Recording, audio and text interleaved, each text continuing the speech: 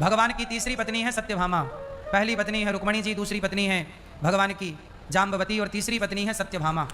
एक बार माता सत्यभामा को अभिमान आ गया, और ये सत्यभामा ये पृथ्वी माता का स्वरूप है। ये पृथ्वी माता भगवान की तीसरी पत्नी है। ये पृथ्वी भगवान की पत्नी है, तो भगवान की पत्नी मतलब माता, इसलिए कहते हैं कि वो पृथ्वी माता है। तो हम सब किसकी गोद में बैठे हैं?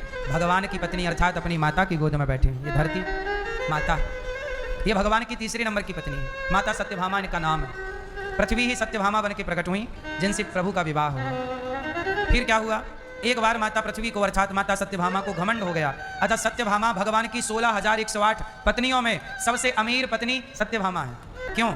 इनके पिता के पास एक मणि है, स्यमंतक मणि उसका नाम है। वो मणि इतनी पावरफुल है, सूर्य भगवान ने दी थी सत्यभामा जी के पिता सत्राजित को। आसित सत्राजिता सूर्यो भक्तस्य परमः सखा प्रीतस्तस्मै मणिं प्रादात् सूर्यस्तुष्ट्या स्यमंतकम्।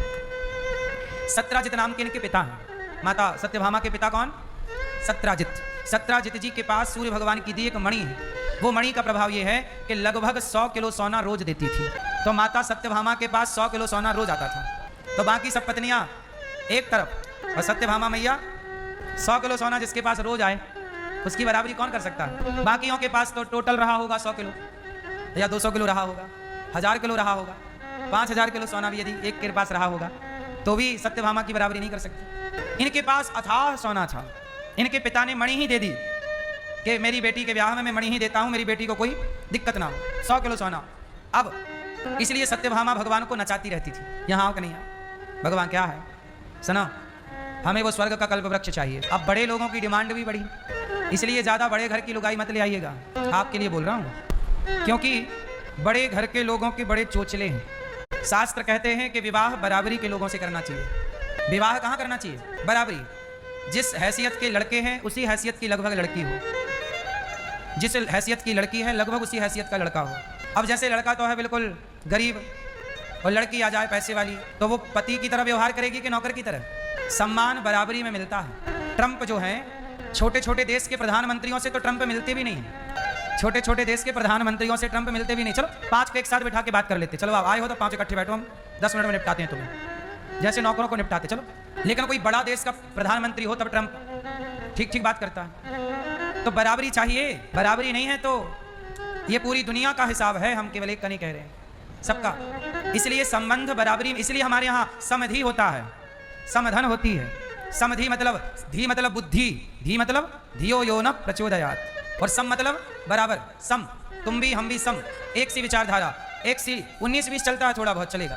अब जैसे लड़की गरीब है और लड़का बहुत बड़ा आदमी हो तो वो तुम्हारी इज्जत कर पाएगा? सारी रिश्तों में ये नहीं हम कह रहे हैं, पर 95% समाज में ऐसा देखा जाता है। कुछ परसेंट जो समझदार लोग हैं वो सबको निभा लेते हैं, कुछ परसेंट अच्छे हैं सब जगह, अमीरी में भी और गरीबी में भी कुछ लोग निभा लेते हैं। पर कुछ लोग, अभी कुछ दिन पहले आपने सुना होगा, एक पति ने अपनी पत्नी को पढ़ाया, ऑटो रिक्शा चला चला के पढ़ा लिखा के योग्य बनाया, उसे कलेक्टर बना दिया।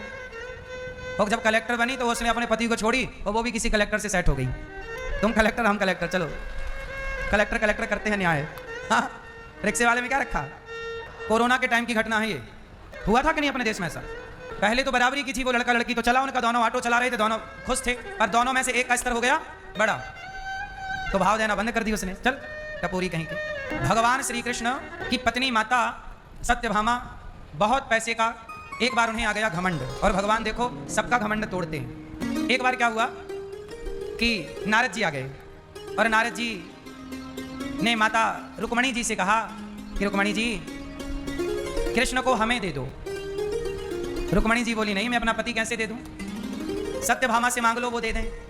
सत्यभामा से मांगने गए नारद जी कि ऐसा करो, आप हमें अपनी कोई प्रिय वस्तु दे दो दक्षिणा में। भोजन कराए नारद जी को सत्यभामा मैया, तो नारद जी से पूछा कि आपको क्या चाहिए? तो नारद जी ने कहा जो आपको सबसे प्रिय वस्तु हो वो आप दे दो। तो कहा कि आपको प्रिय क्या है? बोले कृष्ण प्रिय है। तो नारद जी ने कहा कृष्ण ही दे दो। सत्यभामा जी ने कहा अच्छा जाओ, हमने दिया। और जब दिया तो नारद जी ने बुलाया कन्हैया को, यहाँ ये पकड़ो हमारा कमंडल, अब आज से तुम हमारी चेला, अब जहाँ जहाँ हम जाए हमारा कमंडल लेके चलो। अब भगवान ने पकड़ लिया कमंडल, और नारद जी जहाँ जाए भगवान वहाँ। अब सत्यभामा बोली अरे मेरे पति को लेके कहाँ जा रहे हो नारद जी? नारद जी बोले आपने तो कहा कि मैंने पति दे दिया। अरे दे दिया का मतलब ये थोड़ी का लेके भाग जाओगे। तो नारद जी ने बोला पर दे दिया का मतलब क्या हुआ? अरे ऐसा है कि आपका भी अधिकार है हमारे प्रभु में, भगवान में तो सबका अधिकार है। सब लोग अपना मानते हैं, ये हमारे भी हैं। जैसे हम 16,108 सब लोग ना अपना मान रही हैं, पर कोई लेके भाग थोड़ी रहा है। आप तो लेके भागने लग गए। नारद जी बोले नहीं, हम तो एक जगह ठहरते नहीं है।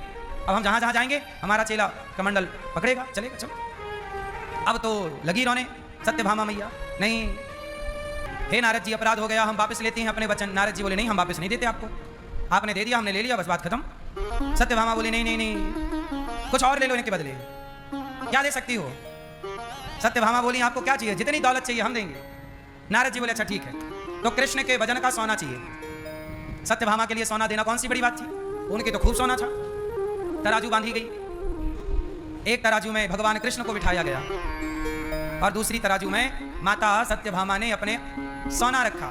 सारा सोना रख दिया, जितना मणि ने आज तक दिया था, लाखों किलो रख दिया। पर भगवान की बराबरी कौन सोना करे? बड़ी तराजू बनाई गई, बड़ी से बड़ी तराजू बनाई गई, उसमें भगवान को बिठाया, सारा सोना रखा, सारे आभूषण रख दिए, माथे की बिंदिया तक रख दी माता ने।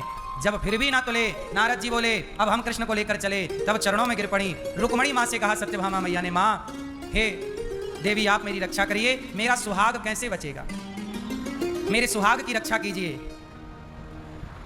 तब रुक्मणी मैया ने कहा ये लो तुलसी का पत्ता, और ये तुलसी का पत्ता ले लो और प्रभु से प्रार्थना करो कि प्रभु मैं आपकी दासी हूँ, मैं कोई धन की मालकिन नहीं हूँ। अभी तक आप धन की मालकिन हो, अभी तक आपने दासी भाव स्वीकार नहीं किया, प्रभु की शरण में आप गई नहीं। प्रभु को आप पदार्थ से खरीदना चाहती हो, भगवान को आप सोना चांदी से तौलना चाहती हो, वो किसी सोने चांदी से तुलने वाले नहीं, पर प्रेम में बिक जाते हैं। ये तुलसी के पत्ते से तुल सकते हैं भगवान, पर करोड़ों की संपदा से नहीं तुल सकते भगवान। रुक्मणी माँ ने पत्ता दिया, सत्यभामा माँ ने पत्ता लिया और तराजू के दूसरे पलड़े पर जैसे ही पत्ता प्रेम से रखा कि हे प्रभु इस दासी को स्वीकार करो, अभी तक मैंने सोना चढ़ाया है, अब तुलसी के भाव से मैं अपने आप को समर्पित कर रही हूँ आपके चरणों में। और जब खुद को चढ़ा दिया तो भगवान तुल गए, भगवान का पलड़ा उठ गया और सोने का पलड़ा नीचे हो गया, और इसी के साथ सत्यभामा मैया का अभिमान टूट गया। कहने का तात्पर्य यह है, फिर बाद में नारद जी ने कोई सोना वोना लेने तो आए नहीं थे, केवल माता का अभिमान मिटाने के लिए ये पूरी लीला रची गई थी। तब से तुलादान स्टार्ट हो गया कि लोग अपने बच्चों के तुलादान करते हैं, पत्नी का, पति का, सबको अपना तुलादान करना चाहिए। अपने वजन का चारा, भूसा, गुड़, खली, चोकर वजन का तौल के और गैया को खिलाने से सारा दोष नष्ट हो जाता है जीवन का। तुलादान की भी महिमा है। तो भगवान किसके भूखे हैं? प्रेम के, वो भाव के। भगवान कोई घमंड से कहे जी मैंने कर लिया, नहीं। पैसा कितना है आपके पास, उस पैसे से ना मिलेंगे, लेकिन पत्रम पुष्पम फलम तोयम यो में भक्त्या प्रयच्छति। यदि प्रेम से वो पत्ता भी चढ़ा दिया जाए प्रभु को, तो भगवान उसमें भी बिक जाते हैं। कोई खरीदने वाला तो हो।